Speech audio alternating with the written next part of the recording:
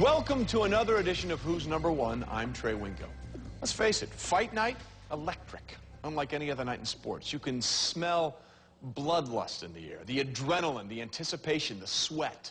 And if you're lucky, it lives up to all the hype and reminds us why boxing is indeed called the sweet science. Look, there have been thousands of forgettable fights, but a handful of great ones. To that end, ESPN Classic has ranked the 20 best fights of all time. 2020.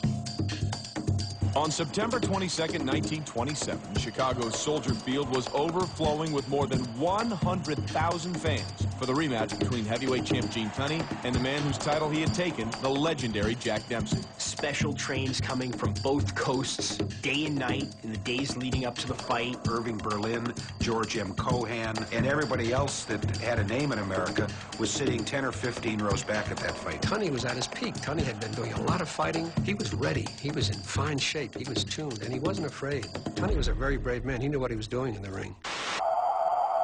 Dempsey was a tremendous puncher, tremendous finisher, good hand speed, too. Tunney is down from the out left and right. The referee kept waving at him to move over, and when he finally did, time on the timekeeper's clock was 5 seconds. The rules had been changed before this bout, requiring the man who scored the knockdown to retreat to a neutral corner.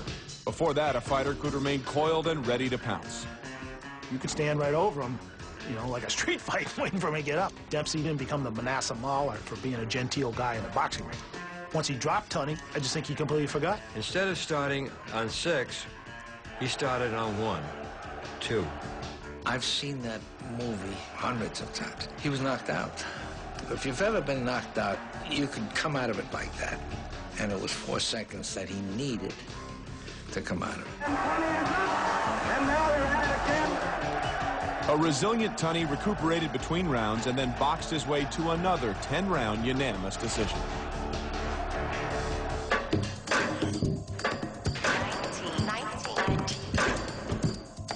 LaMotta was the first guy to beat Ray Robinson, and you know, Ray Robinson never forgave him. Obviously, he just kept beating him up after that. On February 14th, 1951 in Chicago, in a middleweight title fight that became known as boxing's St. Valentine's Day Massacre, old adversaries Sugar Ray Robinson and Jake LaMotta fought for the 6th and final time. Robinson won for the 5th time, but he still couldn't knock down the defiant Raging Bull.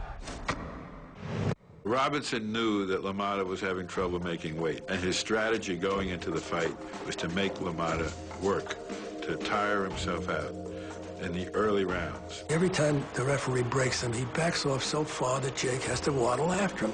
What he's going to do is take the legs out from under Jake. By the 10th round, LaMotta was at a guess. LaMotta makes a last desperate stand. He bulls Robinson into a corner. He throws everything he's got at Robinson. And then Robinson comes out of the corner blazing, and the fight turns right there. He threw a left hook, a right hand, left hook. That's so fast that it was like one punch. No man could endure this pummeling. Ray was unleashing everything on him. LaMotta at this moment, a tired battler, a chopping block. The referee stopped the fight in the 13th round while I was still on my feet with Robinson pounding me up against the ropes. If the referee held up another 30 seconds, Robinson would have collapsed from hitting me. Jake never went down, and he was very proud of that. Jake LaMotta was against the ropes. I mean, if you see Jake, he's like this and he's like that in the ropes. I mean, he was beat up, and that's one of my favorite scenes from the movie Raging Bull. He's like, "Come put me down, Ray." He could knock me down. You need a great storyline to start with to have a great fight in the end. George Foreman was a bully and a villain. He was also heavyweight champ when he faced 7-1 underdog Muhammad Ali in Kinshasa, Zaire on October 30th, 1974, in a fight that went down as the Rumble in the Jungle. We got off the plane, they were saying Ali Boumaier, Ali kill him. Ali's greatest hour. First round, Ali goes up on his toe. Bang! Hits him with that first shot. Now, what does Foreman do? Cuts the ring off. Ali goes back on the ropes. The whole time we were there, all we did was had sparring partners pressing him to the rope so he could spin this way, spin that way. I hit him hard in the side. I mean, I got a good shot. And he said, "Is that all you got, George?" And I remember thinking, yep, that's about it. It was a huge, brilliant gamble, but one that could have backfired on him very easily.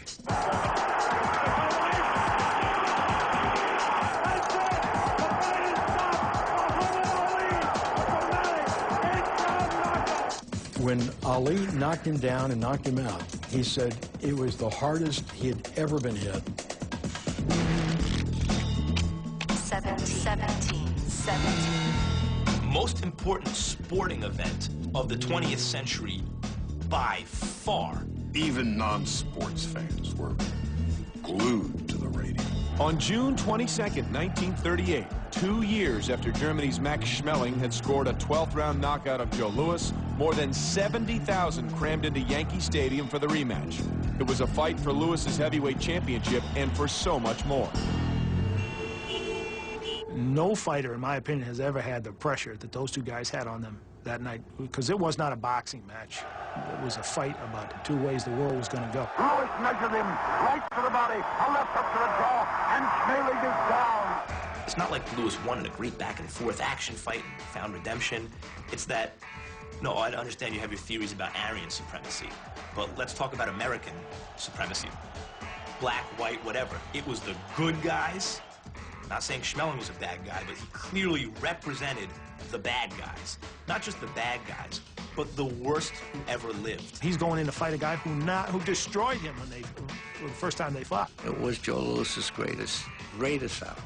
No fighter could have rushed at his prey faster than Joe Louis went after the unfortunate Max Schmeling. The mismatch ended after just 2 minutes, 4 seconds of the first round. He gave that German such a shellacking. Put him in a hospital for a week. 16. 4 blood-spattered times the two Tigers fought each other, Willie Pep and Sandy Sadler, for the featherweight title. Their most memorable was number 2 on February 11th, 1949 in Madison Square Garden. Brutal as usual, and Pep's only win in the series, a unanimous 15-round decision. If you want to take a kid and teach him how to violate every rule of boxing, you want to watch the second Pep Sadler fight. They need each other, and they hit low, and they hit high. It was the greatest piece of boxing I've ever seen on the part of Willie Pep. He was fighting a man, Sandy Sadler, who was very dirty, and he knew all the tricks. And not only was he fighting him and boxing him and outboxing him and doing all his beautiful tricks, he was an artist in the ring. But he was doing it with one eye closed. Sadler was a freak in the featherweight division. You know, just a huge guy and a huge puncher. Really the wisp, you know, he really couldn't break an egg. But he could box your ears off. And he really knew how to be the boss in that ring. He really used every inch of that ring when he had to. A fight that should go down in history, something we should pay attention to. When it comes to who's number...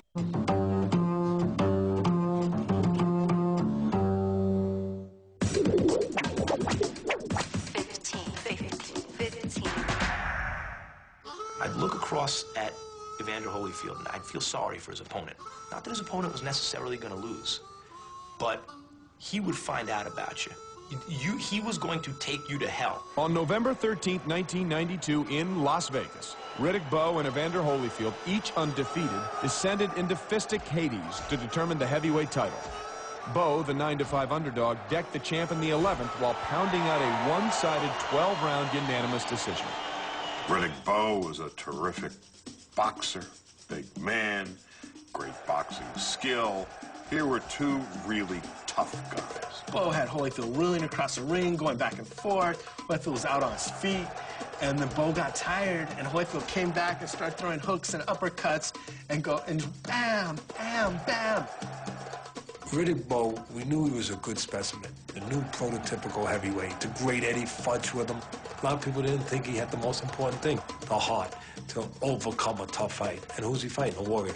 What did he do right in front of you? He became all the things that people thought maybe he could be if he was really going to put it together and be that man. They brought the dog out in each other, and they came to just do their business. For the winner by unanimous decision and new heavyweight champion of the world, Riddick Bowe!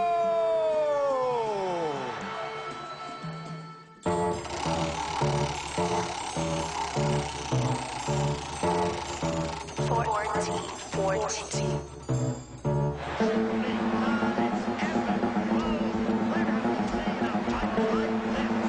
Sugar Ray Leonard could dance on the ceiling.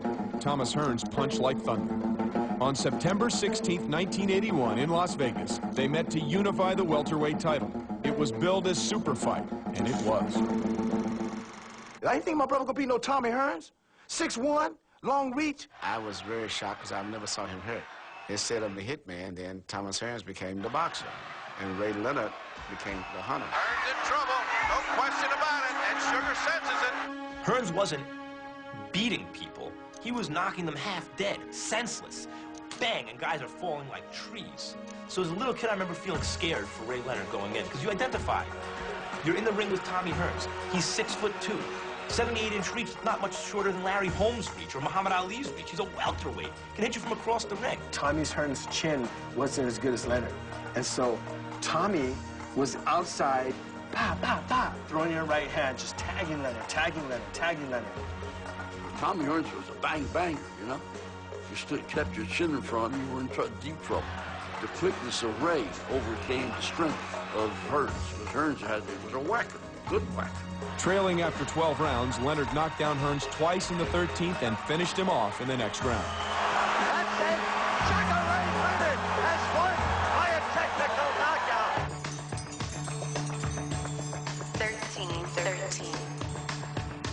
13-13. On September 23, 1952, in Philadelphia, unbeaten Rocky Marciano went after the heavyweight title of Jersey Joe Walcott, who was told at every turn that he had no chance.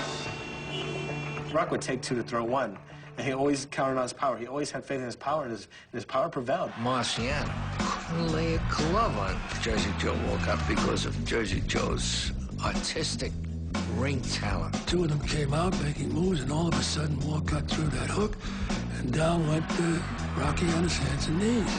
Down from a left hook. A lot of fighters, when they get knocked down and cut the first time, fall apart emotionally. Marciano got tougher. Because I was talking to Rocky after the fight, and I says, could you see the guy at all, Rock? He says, snap for 3 or 4 rounds. All I could see was a shadow. In the 12th round, Walcott gave Marciano such a beating that I didn't think Rocky would be able to come out for the 13th round. Marciano was behind on all 3 scorecards. He maneuvered Walcott to the ropes in the 13th round. I was hollering, Lollapalooza, Rock, Lollapalooza, and then all of a sudden, bang.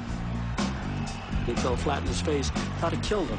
People in the audience were just amazed. Marciano had his own little genius that I think made him special. He started the left hand, just to take the eye of Walcott off his right hand. Just started, bam! And he shot the right hand, and he nailed a great fighter, Walcott, when he had to, with that power, with that Suzy Q.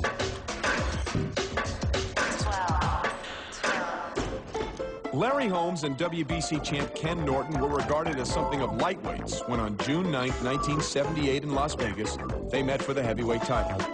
They delivered a fearsome 15-round performance that enhanced the reputations of both and was decided by a split decision. You didn't know who won it at the end. It was fierce. This was the first time we got a chance to see how tough Larry Holmes was. They could have fought the last round. 2 exhausted guys who had given everything in a phone booth. And there'd have been no glass left in that booth, I can tell you that much. I mean, those guys were really fighting. That's a great fight. Unfortunately, people sometimes do not give it the respect and the attention that it deserves and that those 2 fighters deserve because of what they put into that fight. First of all, one of the last 15-round fights. Both guys knew that what that 15th round was going to represent. They understood it came down to that, and they gave everything. Larry Holmes had to win the last round to win the fight, and actually Norton won the last round, and Holmes just won the last 15 seconds, and they gave it to Holmes, which gave him the title. 11-11. On January 24th, 1976, after losing the Rumble in the Jungle 15 months earlier, George Foreman returned to the ring in Las Vegas. He brought his sledgehammer fist with him. So did his opponent, Ron Lyle. 2 locomotives collided head-on. Foreman was knocked down twice, but hammered out a fifth-round KO. It's one thing to see a guy go down, get up, and fight on. It's another thing to see a guy go down, get up, and fight on and win. When you were a kid, Yo-Yo was your toy. I mean, you want to see this fight down, up, down, up. Ron Lyle was this chiseled, tough guy. George Foreman's a monster. 6'4", you know, at the time then he was like 225, pure muscle, ripped. It was two lumberjacks just, you know, chopping each other down. It hurt to watch. Lyle was a here-I-am fighter. George was a here-I-am fighter. They could have held the thing in a phone booth. That's all the room they needed. I would say that George was a mauler. He depended on his brute strength with both hands to take his opponent down as fast as he could. Both fighters, Foreman and Lyle, were on the deck in that fight in a way that made you think, the fight's over. I remember it being called the elevator fight because they were up and down. I mean, they were just up and down so much, both guys. It's Sid Back. Welcome back to Who's Number One. In this edition, we're counting down the 20 greatest fights of all time. Before we get to the final 10, here's the list so far. 20. Gene Tunney, Jack Dempsey, the long count. 19. Sugar Ray Robinson, Jake LaMotta, number 6. 18. Muhammad Ali, George Foreman, Rumble in the Jungle. 17. Joe Louis, Max Schmeling, More Than a Fight. 16. Willie Pep, Sandy Sadler, number 2 of 4. 15. Evander Holyfield, Riddick Bowe, Battle of the Unbeatens. 14. Sugar Ray Leonard, Thomas Hearns, Big Rally. 13. Rocky Marciano, Jersey Joe Walter, One Big Punch. 12. Larry Holmes, Ken Norton, Iowa. 11. George Foreman, Ron Lyle, Timber. And now we resume our countdown of the best SmackDowns. Number 10 on the list. 10.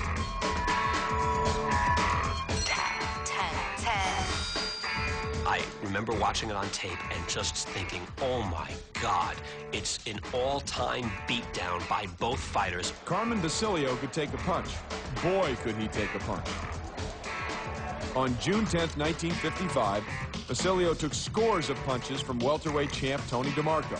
In the 10th round, Basilio began to give what he had been receiving, scoring 2 knockdowns and then a 12th round TKO. To beat Carmen Basilio, you had to hit him with a plank. This guy was great. DeMarco, he had one advantage physically over Basilio. He could punch like hell. Tony DeMarco hit me in the chin. The only guy that ever staggered me. He hit me in the chin with a left hook that I saw coming from a mile away, and I never made an attempt to put my hand up to block it or anything. And I staggered like a drunk man for a few seconds. Somehow he just stopped. His backside was like inches from the freaking back, and he just stopped like he was sitting in a chair. He just refused to allow himself to go where gravity was taking him. And that was the turning point of the fight, because DeMarco had hit him his Sunday punch. You know how your football sleeve got them little pins and needles? Well, they were this long on the bottom of the foot, and the whole 60-second rest, I just kept stamping my leg to bring it back. Basilio was a guy that, boy, they should put his face next to tough. He was a little underrated as far as being clever. He'd roll his head, do things like that. Boy, what a chin he had. I think mentally, not just physically, mentally, that somehow started to evaporate some things that were inside the head of Tony DeMarco. Left and right to the jaw, and the referee steps in and stops the fight. DeMarco is out. 9. Alexis Arguello had methodically mowed his way through one division after another. On November 12, 1982, in Miami's Orange Bowl, he found Aaron Pryor, the WBA junior welterweight champ, standing between him and history. Arguello's won 3 weight class championships, and he's moving up for a 4th. And had Aaron Pryor not been there, we would be talking about Alexis Arguello as, you know, a top 5 pound-for-pound fighter. Alexis Arguello was this gentleman. He was tall, he was statuesque, he was good-looking, he had a great jab, he was a terrific fighter. Aaron Pryor, on the other hand, was a street urchin from Cincinnati, and he was just one tough little SOB. How did Aaron Pryor walk through those right hands? Because Arguello was hitting him with punches, with right hands that weren't just hitting him. You ever hear a trainer say punch through the target? He was punching through Pryor's face. You thought you knew more about Arguello. He had that classical straight up a little bit, which could hurt him a little bit because you could find him a little bit, but people loved that classical set. They felt comfortable with it. I don't know if he'll be on time. That's kind of how you felt about Pryor. I don't know if he's going to be on time. I don't know if I can rely on him. He's not something that we feel secure about. We kept waiting for him not to be reliable. We kept waiting for Arguello to put the lights out on his party. So bing, catch him with the right hand and say, okay, see, we told you. And it never happened. Pryor, a 2-to-1 underdog, dashed Arguello's dreams with a 14th round knockout. 8. It's rare to have two undefeated, undisputed heavyweight champions. On March 8, 1971, in Madison Square Garden, in what was billed as the fight of the century, Muhammad Ali sought to reclaim the heavyweight championship that had been stripped from him for refusing military induction. The title was held by the redoubtable Joe Frazier. Thus began an epic rivalry. The first Ali-Frazier fight in 1971 was the biggest sports spectacle since the second Tunney Dempsey fight 44 years earlier. Frazier was fast and hard and relentless, and Ali was still a beautiful fighter to watch, but was a little bigger, a little heavier, not quite as elusive, and it was just enough that Frazier could get on him and stay on him. Ali looked at Frazier as the sellout, guy had sold out to the white establishment. For him to be viewed as a white, sucking Uncle Tom kind of guy was the greatest insult you could give a guy who was nothing but raging black. The young Muhammad Ali would have run circles around Joe Frazier, but it wasn't the young Ali who got in the ring with Joe. My kid blew the 11th round big. I don't know how the heck he stayed erect. He looked like a ballet dancer, like a pirouette. He didn't feel that he was fighting only for himself. He felt that he was fighting for everybody who believed in him. I remember listening on the radio as a young kid and thinking, what? He's down? It was one of those nights that I will always remember. And when Ali went down, it was as if I and my generation had taken a punch to the solar plexus. Ali got up at the count of 4 in the 15th round, but Frazier had won the unanimous decision. Don't flinch, don't move.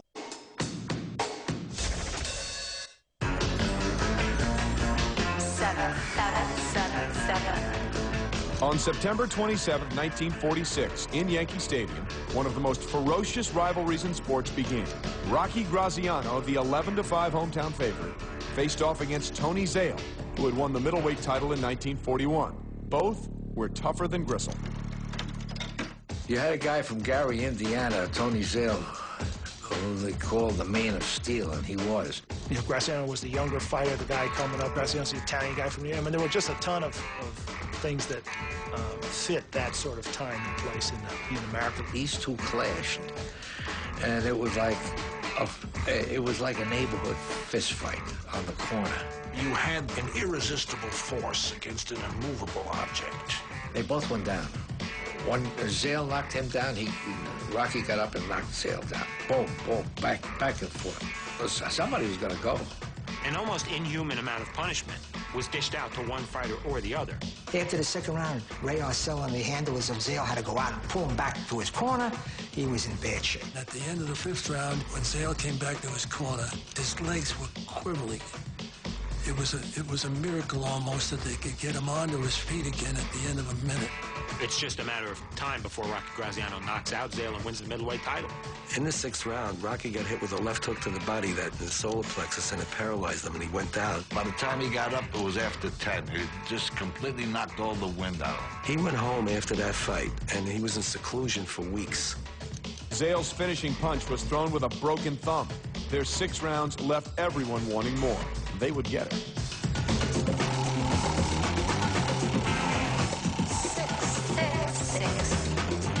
On July 16, 1947, in Chicago, Zale and Graziano resumed their brutal rivalry. This one, like the first, ended in the 6th round. Unlike the first, this one had a different winner. The second fight, they knew what it was, which was a whole night of hell. And they willingly chose to go there. Two human beings who were totally committed to annihilate the opposition. Zales drives it right to the body, right to the jaw, putting Graziano on the ropes again. Zale Graziano 2 was actually very similar to the first fight, but role reversals. It's Rocky Graziano who's getting the tar beaten out of him. One eye is shut, the other is bleeding. Zale actually controlled the early going. Graziano standing up now, straight, bobs and waves a little bit. To keep the fight from being stopped, his trainer, Whitey Bimstein, pressed a quarter to the eye and caused the swelling to leak out. He came out with murder in his one good eye and climbed all over Zale on the ropes, pounding him. Graziano unleashed a fury of rights, knocking Zale down. More right hands drove Zale to the ropes, and the referee stopped it. Rocky Graziano, he's got like fire in his eyes. Like I see him say, ah! And the referee said I had to stop Rocky that night because he would have killed Tony Zale. Rocky Graziano was the new middleweight champion of the world.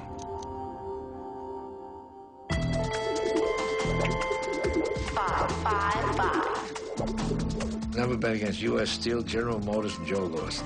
Billy Conn, a light heavyweight, tried to cash that bet on June 18, 1941, before 60,000 in the Polo Grounds.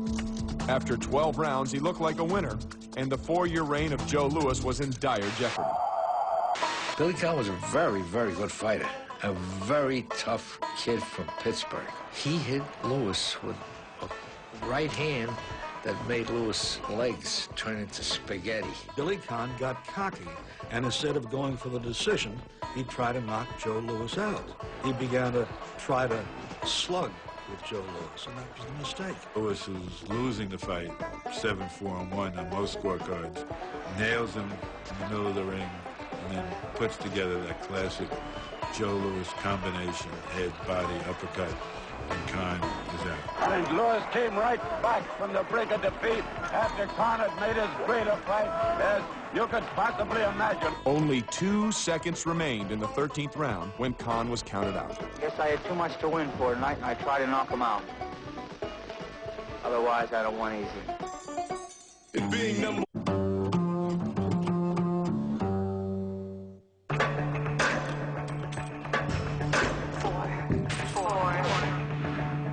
Thomas Hearns was called the Hitman for obvious and violent reasons. Marvelous Marvin Hagler possessed wrecking ball fists too. On April 15, 1985, in Las Vegas, in an unbridled slugfest, the two middleweights squared off for 3 furious rounds that seemed like 15. When the bell rang, they ran across me. We're like two vicious amateurs, just slugging away. They didn't care. Caution to the wind. These guys delivered in a way that you seldom see. In the 15th round of a fight, let alone in the first round of a fight, when guys feel each other out. Sometimes it happens that an athlete shows up the night of a performance and he simply ain't got it. And that's what happened to Tommy Hearns.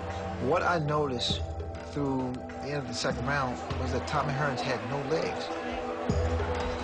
That fight could not have went the distance at that pace. You can't do that. Tommy Hearns, he went in there that night with Marvin Hagler, who only had not been knocked out once. Tommy Hearns threw that right hand and bam, right off the chin of Hagler. Hagler took a step back and kept coming forward. Both guys never let up. They just kept willing away. Boom, boom, boom, boom, boom, boom. I mean, hard, vicious shots. No one threw a jab. No one set the man up. No one had a proper stance. It was a street fight. I don't think that either one of us really thought. We just fought. I was in a brawl, and we both was giving it to each other. The punch that really did Tommy Hearns in was a kind of a right jab, because Marvin Hagler southpaw. Hearns went down in the 3rd round, arose but was unable to continue. Hagler had never quite gotten his due as a great champion, and I think with that knockout, people realized this is not just a middleweight champ. This is an all-time great. 3. Once the Archie Moore fight with Darrell took place, everybody understood now a fight is not over until it's over. On December 10th, 1958, Archie Moore, the 40-something light heavyweight champ, was sent to the canvas 4 times by 3-1 underdog Yvonne Darrell. Somehow, the old mongoose kept getting up. For some reason, Archie Moore in that fight was wide open. And Yvonne Darrell wasn't a great fighter, but he just clobbered him all over the place. It was cold inside the arena, and Archie got a slow start in the fight, and Dirrell caught him right away and knocked him down. Get him, and he just did with a right hand to the jaw. 5, 6. Archie shouldn't have got up, but his courage got him up. Up at 9, but staggering. We got knocked out 3 times in the first round. And as Archie put it, it felt like my head exploded. Sounds strange, but one of Dirrell's punches, like, woke up more. Wait a minute, he went down all those times, but he's up, and he's not only up, he's throwing the leather, and whoa, Dirrell's down. 10 seconds left. Down goes Dirrell. 2, 3, 4, 5, 6, 7, 8. Saved by the bell at the count of 8. If you were like a student of the manly art of self-defense, you don't slap that tape on and show your students like this is how you want to box. You know, but if you want to raise a family of fighters, you know, you put it on and you say, this is what fighters do. They get knocked down, they get up, and then they knock you down. And then the guy, he gets up and he comes with bad intentions. That's what a fighter is. Moore put Dirrell down for good in the 11th. 8, struggling at 9, 10, he is out. Man, oh man, what a dramatic turn in this fight.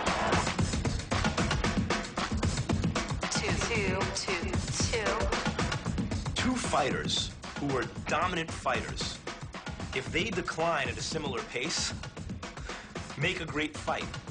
On October 1st, 1975, Muhammad Ali and Joe Frazier completed their 3-part, 41-round epic.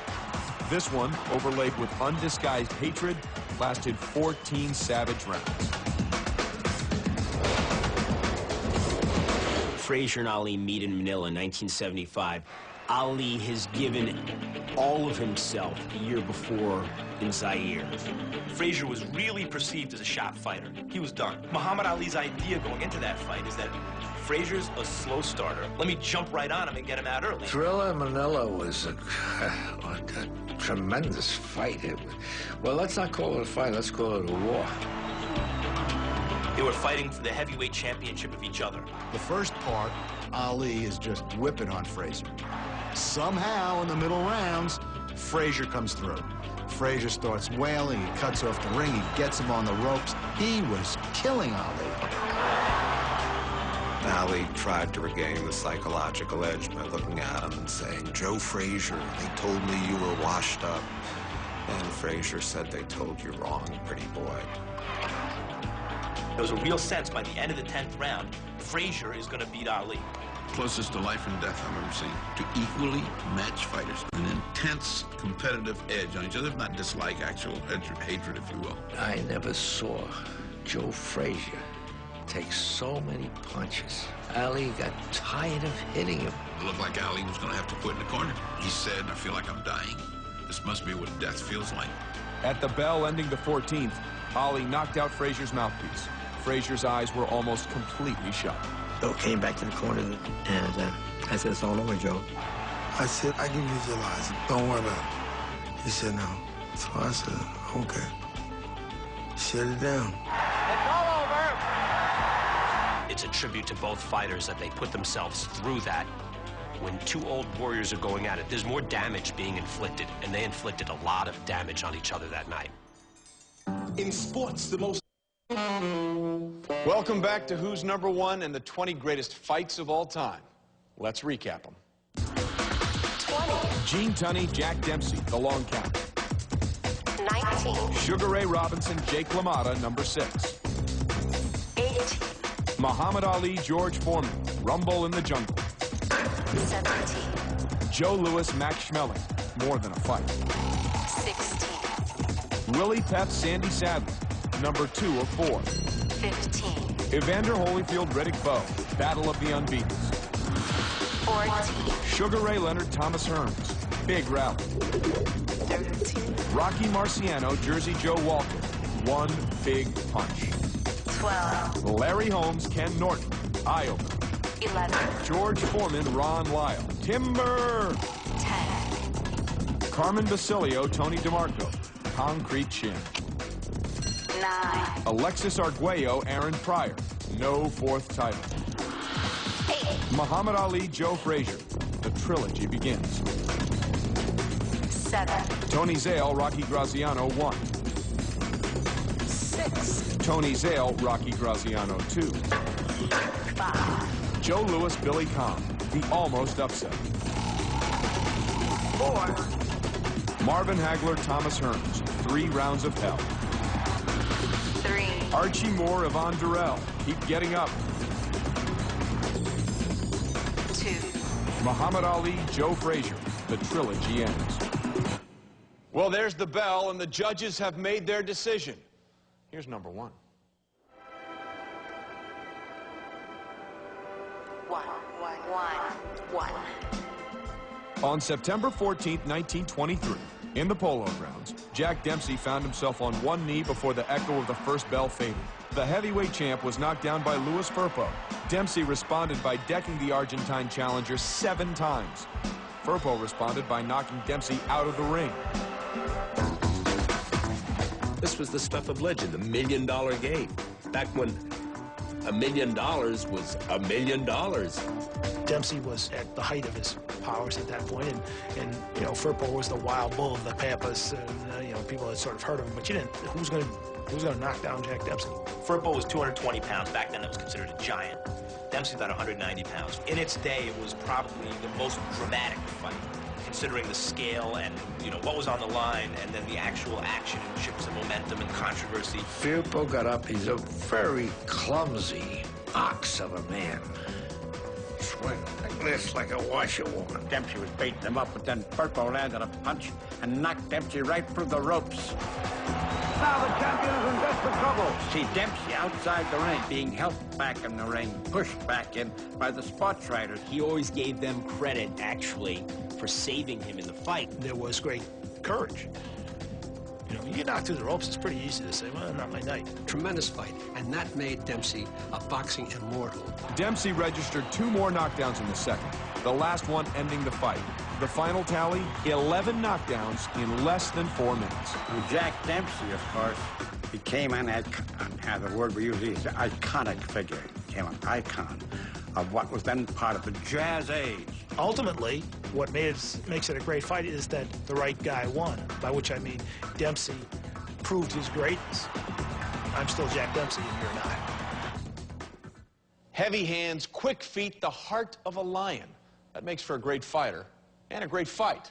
And also leads to what else? Great debate. Which leads us, naturally, to our second guessers, Brawlin' Burt Randolph Sugar and Nasty Nick Acachella, and their opinion of the list. Gentlemen, be kind.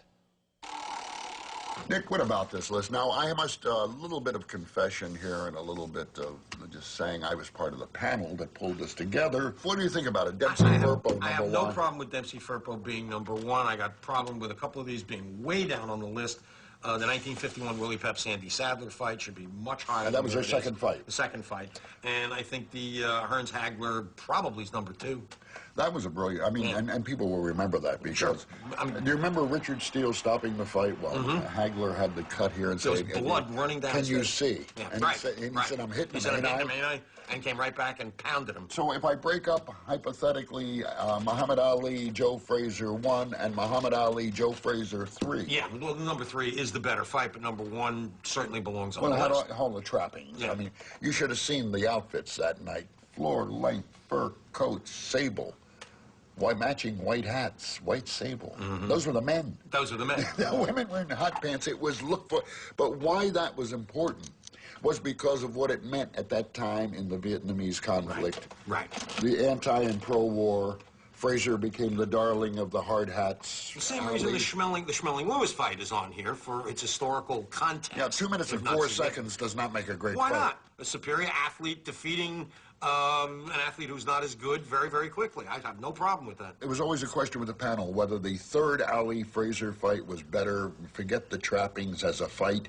Remember, that's the one where Ali said it was the closest thing to death? Yeah, closest thing to death. And I think you've got them listed right. I think 3 is the fight. But some of the older fights, I have a problem with Willie Pep, Sandy Sadler, Being 1951. Way too low. I mean, this was brilliant. I mean, Pep was battered.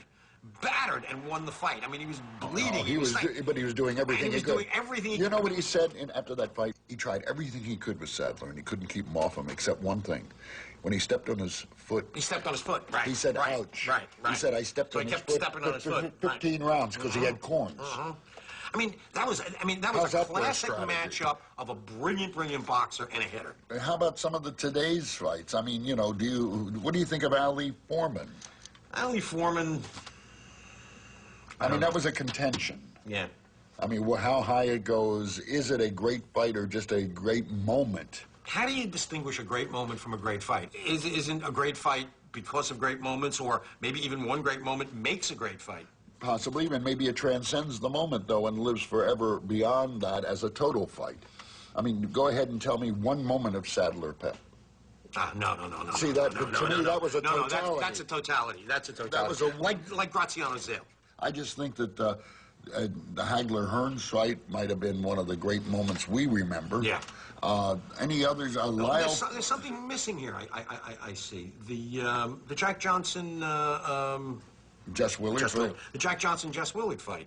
I mean, obviously, even you and I weren't old enough to see that. I hope so.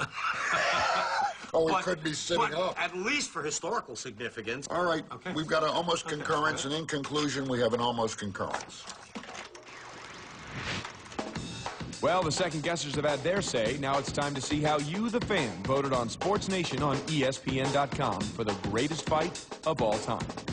Number 5, Sugar Ray Leonard, Tommy Hearns 1. Muhammad Ali, George Foreman. Muhammad Ali, Joe Frazier 1. Marvin Hagler, Tommy Hearns. Muhammad Ali, Joe Frazier 3. And that's it for this edition of Who's Number One, a bleeding, battering version. Thanks for joining us for ESPN Classics ranking of the 20 greatest fights of all time. We will be back to continue our countdown of the teams, the athletes, and the events that have shaped our world in sports. Until then, let the debating begin.